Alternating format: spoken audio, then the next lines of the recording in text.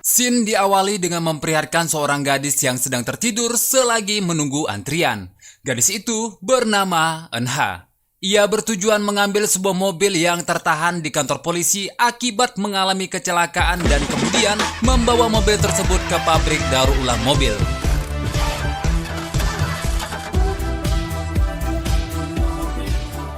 Ia bekerja di sebuah pabrik daur ulang mobil milik Mr. Beck.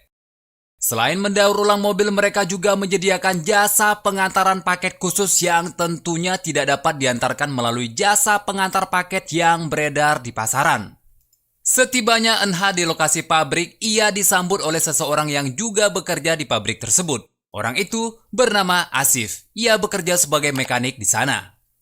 Eunha kemudian menemui atasannya yaitu Mr. Beck, yang mana kemudian Mr. Beck memberikan Eunha sebuah misi pengantaran kepadanya.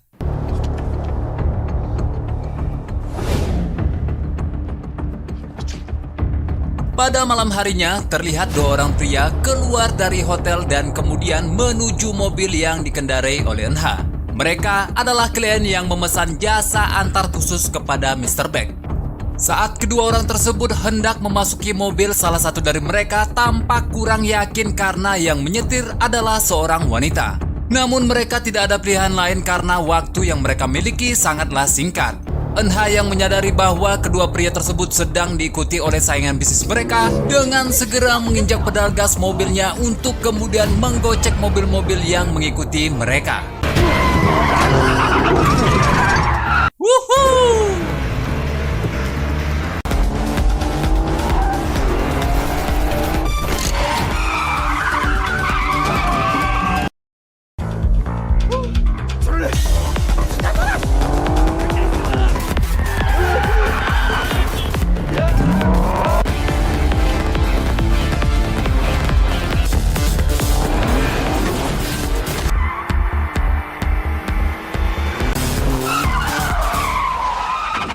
Setelah berhasil keluar dari jalan utama dan menjauh dari kejaran mobil-mobil tadi, Eunha dengan teknik driftingnya memarkirkan mobil yang ia kendarai dan segera mematikan mesin mobilnya. Setelah keadaan dirasa aman, mereka kemudian melanjutkan perjalanannya. Namun saat sampai di persimpangan jalan, mereka kembali bertemu dengan mobil yang mengejar mereka.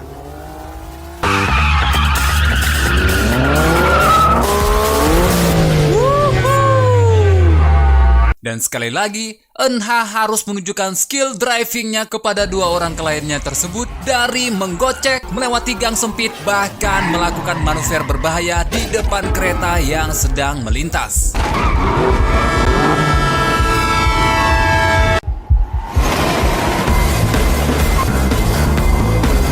Singkat cerita, tibalah mereka di tempat tujuan dengan selamat, dan Eunha menerima bayaran dari kliennya tersebut.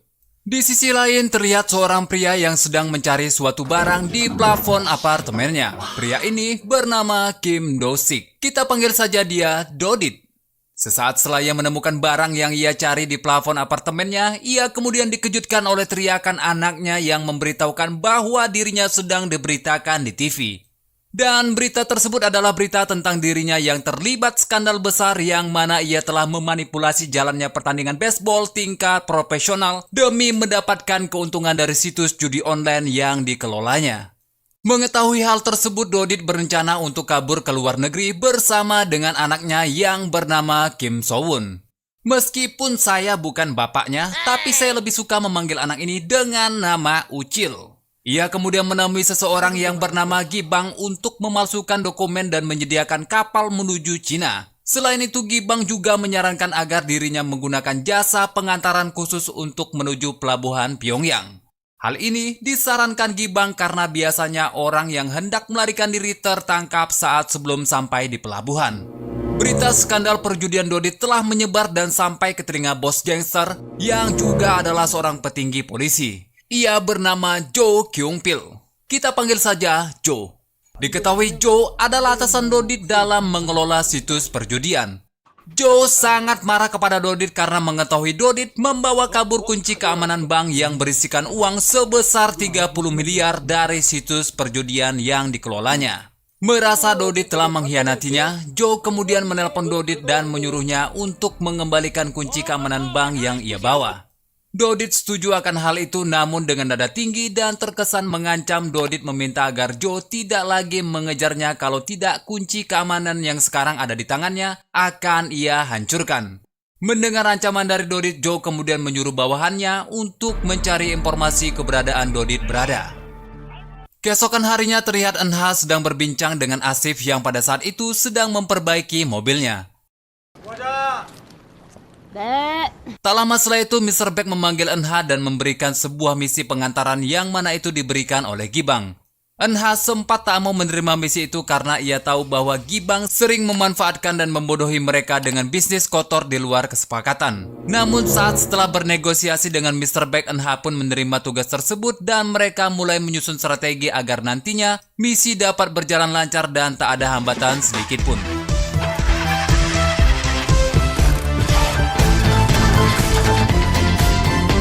Pada malam harinya terlihat Dodit bersama putranya sedang bersembunyi di sebuah lapangan baseball. Tak lama kemudian, ia mendengar suara mobil yang menuju ke arahnya. Dodit mengira bahwa itu adalah jemputan yang nantinya akan membawa ia dan putranya menuju ke pelabuhan. Ternyata yang mendatanginya itu adalah Joe beserta anak buahnya. Joe dapat mengetahui persembunyian Dodit dengan cara melacak sinyal ponsel yang dibawa oleh Dodit. Dodit yang menyadari bahwa yang datang adalah Joe kemudian berlari kembali ke ruang persembunyiannya dan menitipkan kunci keamanan bank kepada Ucil. Di sela-sela itu Dodit mendapatkan pesan dari Eunha yang mana pesan itu berisi lokasi penjemputan dan nomor plat mobil milik Eunha. Dengan segera Dodit mengarahkan Ucil untuk segera pergi lebih dulu menuju mobil yang sudah menunggu mereka di perempatan jalan di luar lapangan. Tak lupa pula, Dodit menukar ponselnya dengan smartwatch milik Ucil dan kemudian membantu Ucil keluar melalui jendela belakang.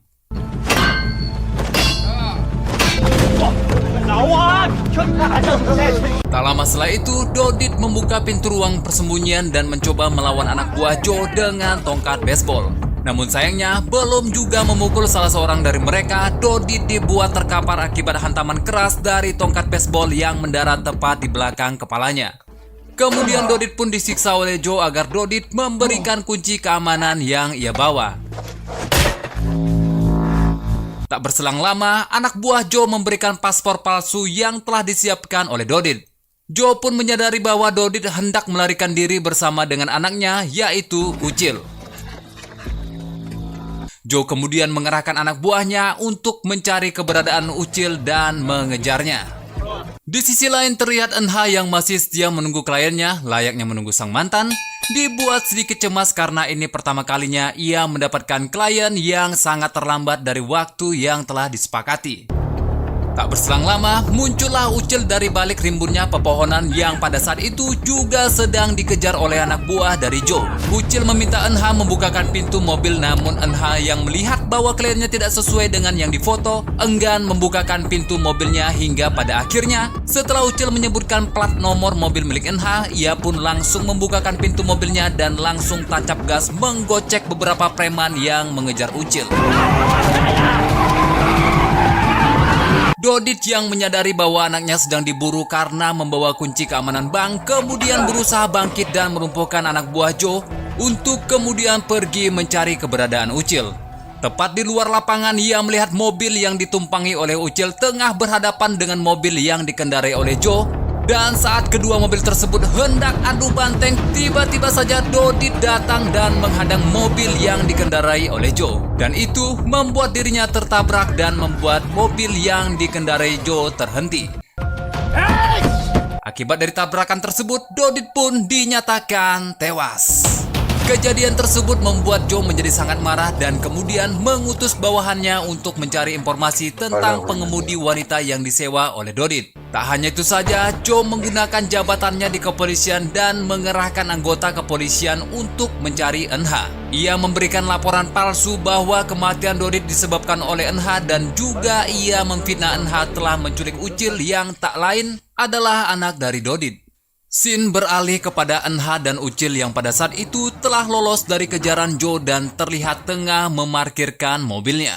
Setelah memarkirkan mobilnya, Eunha keluar dan meninggalkan Ucil karena ia merasa misi itu telah gagal. Namun Ucil yang tak ingin ditinggal sendirian mencoba mengikuti Enha dan tak lupa pula ia mencabut kunci mobil yang ditinggalkan oleh Enha. Ucil mencari keberadaan Enha dan bermaksud untuk mengembalikan kunci mobil tersebut serta memohon kepada Enha agar dapat melindunginya dari kejaran para gangster. 야, 나 따라오지 말고 넌 너 갈 길 가. 깡패들이 계속 쫓아오면 어떡해요. 경찰한테 말해. Ucil juga mengingat perkataan dari sang ayah bahwa polisi juga telah dikendalikan oleh para gangster, maka dari itu Enha lah satu-satunya harapan agar dirinya bisa selamat.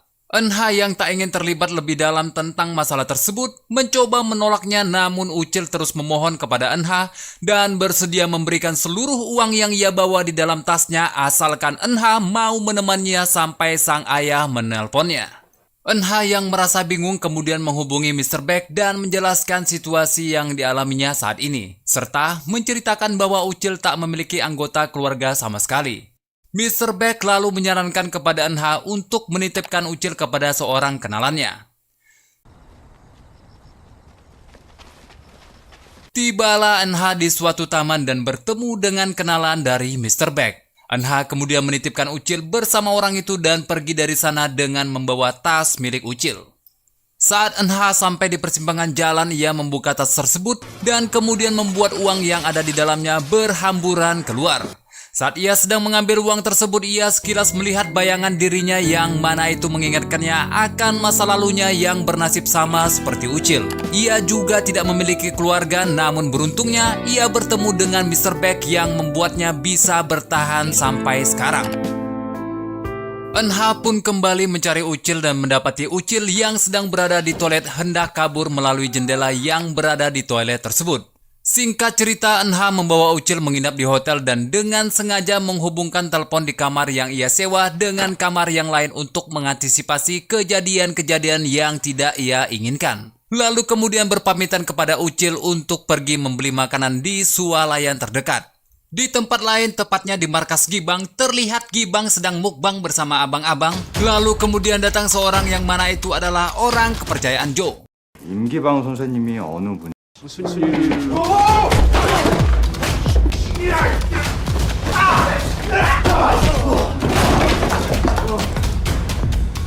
Singkat cerita, semua abang-abang dibuat tak berdaya dan terlihat pula Gibang yang sudah babak belur tengah diinterogasi oleh Joe. Joe memaksa Gibang untuk memberikan informasi mengenai jasa antar yang mereka sewa untuk mengantarkan Dodit ke pelabuhan. Yang mana kemudian Gibang hanya memberikan informasi bahwa jasa antar yang ia sewa adalah jasa antar khusus yang profesional dan mereka sangat sulit untuk dilacak. Joe yang mendapatkan beberapa informasi dari Gibang kemudian memerintahkan anak buahnya di kepolisian untuk mencari informasi mengenai hal itu.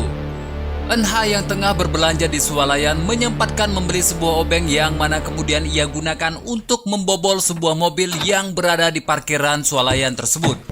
Anak buah Joe di kepolisian yang mendapatkan informasi pencurian sebuah mobil kemudian menelpon Joe dan memberitahukan bahwa pencuri mobil tersebut adalah orang yang mereka cari yang tidak lain adalah Enha.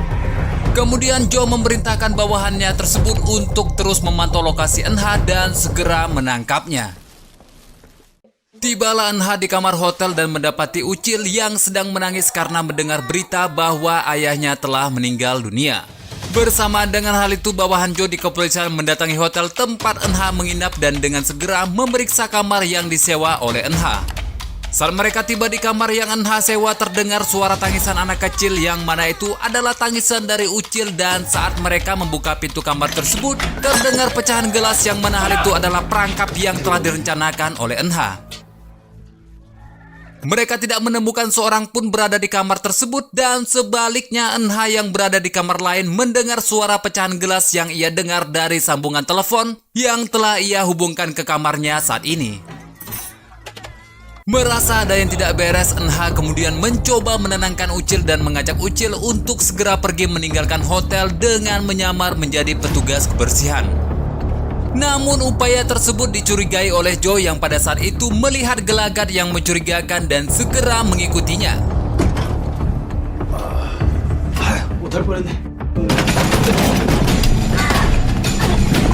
Saat sampai di lift, Joe dengan sengaja mengeluarkan senjatanya dengan maksud menakut-nakuti Eunha. Namun saat Ucil menggigit kaki Joe, Eunha dengan kecepatan tangannya merebut senjata yang dipegang oleh Joe.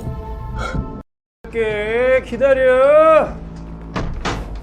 Singkat cerita, mereka berdua pun berhasil keluar dari hotel tersebut dan Eunha sempat berpikir kenapa polisi juga mengincar mereka. Yang mana kemudian sambil menunjukkan kunci keamanan bank, Ucil memberitahukan bahwa yang mereka cari adalah kunci keamanan tersebut.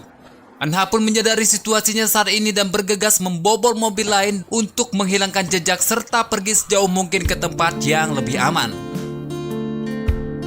Di tengah-tengah perjalanan, Eunha sempat menghentikan mobilnya dan menepi di pinggir jalan sembari berbincang-bincang dengan Ucil. Tanpa mereka sadari, hubungan yang terjalin di antara mereka berdua kini semakin akrab layaknya kakak dan adik. Dan di tengah-tengah percakapan itu, Ucil berkata kepada Eunha bahwa ia ingin diantar ke tempat ibunya berada. Ucil menceritakan bahwa ia pernah mencoba mencari keberadaan ibunya dengan cara menghubungi satu persatu nomor wanita yang tersimpan di ponsel milik ayahnya. Akan tetapi, tidak ada seorang pun yang mengakui bahwa ia adalah ibu dari Ucil. Namun dari semua orang yang ia hubungi ada satu orang yang menangis ketika mendengar suaranya. Dan Ucil menduga bahwa itu adalah ibunya. 안녕하세요. 박지성 고객님 맞으시죠? 배달 서비스 24시간 큐피트 플라워입니다. Eunha yang menyanggupi permintaan Ucil kemudian menghubungi nomor wanita yang dimaksud. Dengan berpura-pura menjadi kurir pengantar bunga, Eunha meminta alamat wanita tersebut dan segera menuju ke sana. Di sisi lain, para polisi yang berbekal sidik jari milik Eunha mencoba melacak identitas dari Eunha. Namun sayangnya mereka tidak dapat menemukan satu pun catatan kriminal miliknya. Karena memang fakta sebenarnya Eunha tidak pernah sama sekali tertangkap saat sedang menjalankan misinya. Saat Joe tengah berbincang-bincang dengan bawahannya mengenai Eunha, datanglah seseorang dari badan intelijen. Orang itu bernama Agent Han. Agent Han menyarankan agar pihak kepolisian dapat bekerja sama dengan badan intelijen. Karena dirinya mengetahui latar belakang Eunha yang sebenarnya. Yang mana Eunha adalah warga Korea Utara yang telah membelot dan memiliki kehidupan yang kelam. Namun di balik tawaran kerjasama itu, Agent Han tidak sepenuhnya percaya dengan laporan kepolisian yang menyatakan bahwa Eunha adalah seorang pembunuh dan penculik anak kecil. Maka dari itu, Agent Han berencana untuk mengungkap kebenaran dari kasus tersebut. Singkat cerita, kerjasama pihak kepolisian dan badan intelijen membuahkan hasil. Yang mana mereka berhasil melacak keberadaan Eunha dari sinyal HP yang digunakannya beberapa saat yang lalu. Dengan segera Joe kemudian bergerak dan diam-diam memerintahkan anggota gangsternya untuk menemukan Eunha terlebih dahulu sebelum para polisi tiba di lokasi tersebut. Terlihat Eunha yang telah tiba di parkiran klub malam dan kemudian menyuruh Ucil untuk tetap menunggu di mobil. Saat bertemu dengan wanita yang diduga adalah ibu dari Ucil, terjadilah perbincangan yang cukup panjang yang mana dari perbincangan tersebut dapat disimpulkan bahwa wanita tersebut memang benar adalah ibu kandung dari Ucil. Namun wanita itu tetap bersikeras tidak ingin repot-repot merawat Ucil seorang diri karena mengetahui bahwa Dodi telah mati. Merasa tidak menemukan jalan keluar dari masalah tersebut, Eunha kemudian memutuskan untuk pergi dari sana dan terpaksa berbohong kepada Ucil bahwa wanita tersebut bukanlah ibunya. Ucil yang tidak percaya begitu saja dengan yang dikatakan oleh Eunha, kemudian mencoba menelpon wanita itu dan pergi mendatanginya seorang diri. Eunha yang mencoba menghalangi Ucil kemudian mengambil HP milik Ucil dan merusaknya sehingga terjadilah keributan kecil di antara mereka berdua. Tak lama setelah itu saat mereka berdua tengah asik adu bacot, tiba-tiba saja orang kepercayaan Joe datang lalu memukul Eunha dari belakang, sedangkan Ucil dibawa paksa oleh seorang lainnya menggunakan mobil. Eunha mencoba melawan orang kepercayaan Joe dan berhasil menusuk kakinya menggunakan obeng yang selalu ia bawa.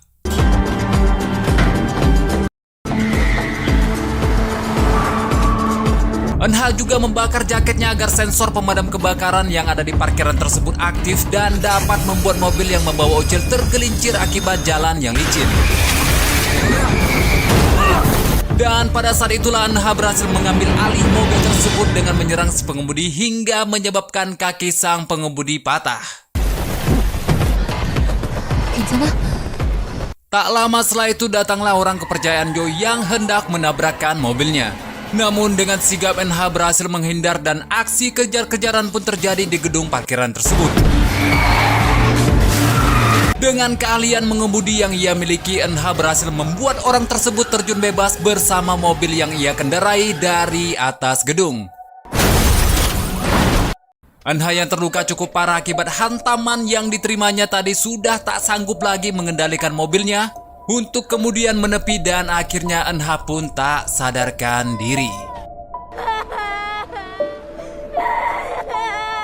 Ucil yang panik melihat hal itu kemudian meminta bantuan kepada setiap kendaraan yang melintas di sana sambil menangis. Namun sayangnya tak ada satupun dari kendaraan-kendaraan tersebut yang mau menolongnya. Akhirnya Ucil memutuskan untuk berdiri di tengah jalan.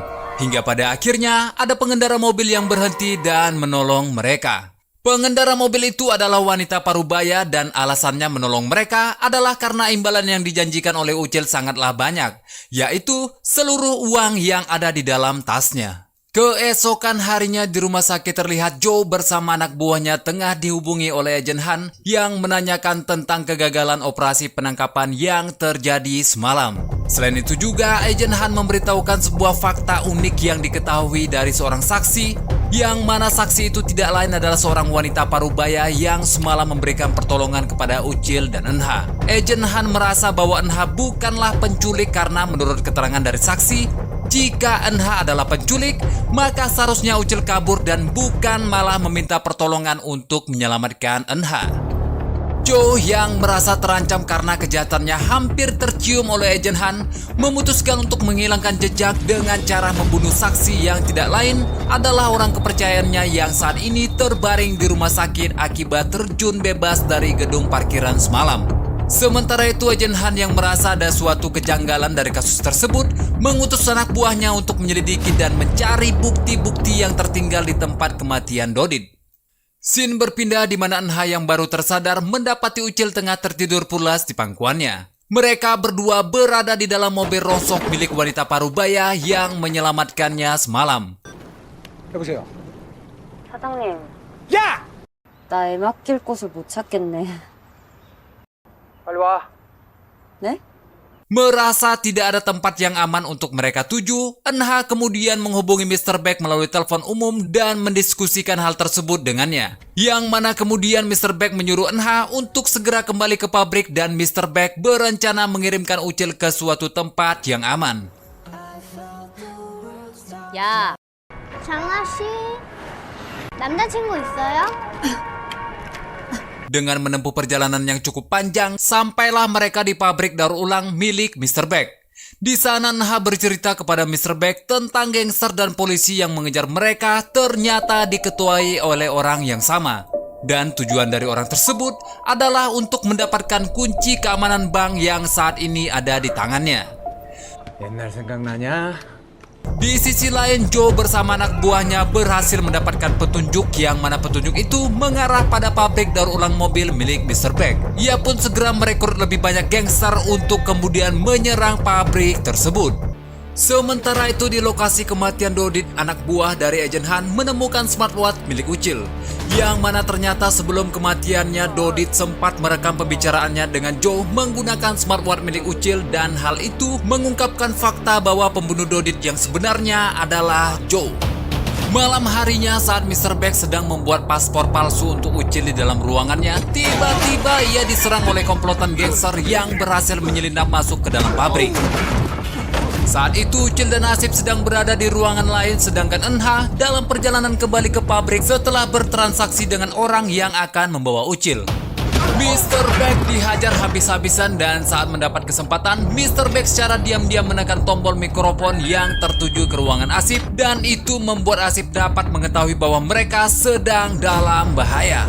Asip kemudian menyembunyikan Ucil di bagasi mobil dan kemudian ia berinisiatif untuk menolong Mr. Beck. 얘 어딨냐? 장은아 어딨냐? Meski disiksa secara brutal, Mr. Beck tetap bungkam dan tidak membuka mulut sama sekali. Namun saat anak buah Joe membawa masuk Asif ke ruangan itu dan menyiksanya, akhirnya Mr. Beck membuka mulut dan memberitahukan di mana letak kunci keamanan itu berada sembari menuju ke arah berangkas yang terletak di belakangnya. Namun berangkas itu hanya bisa dibuka olehnya dengan menggunakan kombinasi angka dan juga sidik jarinya. Saat setelah pintu berangkas terbuka, Mr. Beck dengan segera mengambil shotgun dan langsung menembakkannya ke beberapa anak buah Joe yang pada akhirnya Joe pun membalas tembakan dari Mr. Beck dan membuat Mr. Beck tewas. Joe yang telah mendapatkan kunci keamanan bank kemudian menyuruh anak buahnya untuk menemukan Ucil. Singkat cerita, Ucil berhasil ditemukan dan dibawa ke hadapan Joe. Di saat yang bersamaan, Eunha yang beberapa saat lalu tiba di lokasi pabrik merasa ada hal yang aneh karena ia mendengar suara tembakan. Dan ia kemudian mengendap-endap dari luar ruangan untuk mengintip melalui jendela ruangan Mr. Beck. Ia melihat Ucil yang tengah disandra dan betapa terkejutnya ia ketika melihat Mr. Beck yang sudah tak bernyawa dengan tubuh berlumuran darah. Perasaan sedih mulai menyelimutinya. Dengan sedikit berlinang air mata, ia mencoba menahan rasa sedihnya itu dan mengeluarkan obeng dari kantong celananya. Namun di balik kesedihannya itu, ia berencana untuk menyelamatkan Ucil dan dengan sengaja mematikan sekelar lampu untuk kemudian menyerang satu persatu anak buah Joe dari balik kegelapan.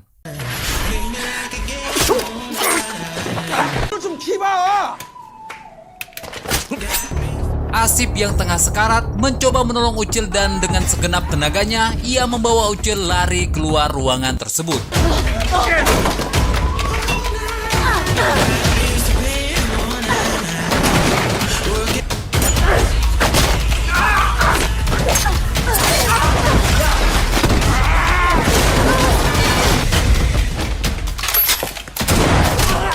Eunha yang berhasil membantai habis anak buah Joe kemudian berlari ke arah jendela sambil menghindari tembakan yang dilesatkan oleh Joe.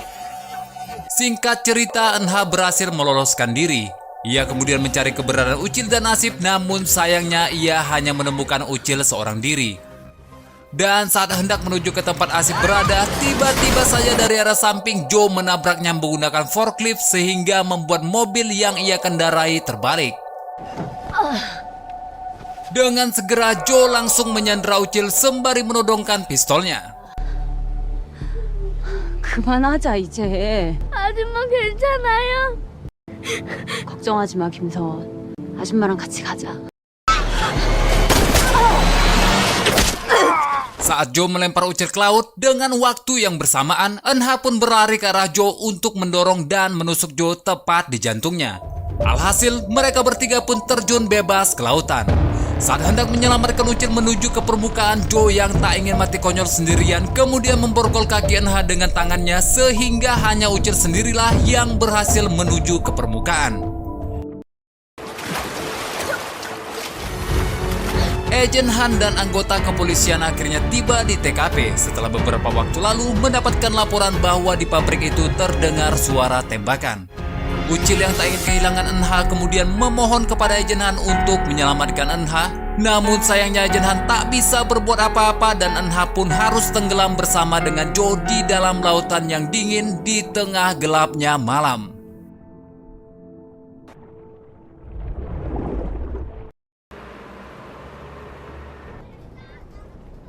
Beberapa minggu berlalu, terlihat Ucil tengah menjalani kehidupan normal layaknya anak-anak di usianya. Saat ini, ia tinggal di panti asuhan Rumah Bahagia dan juga ia memiliki banyak teman di sana.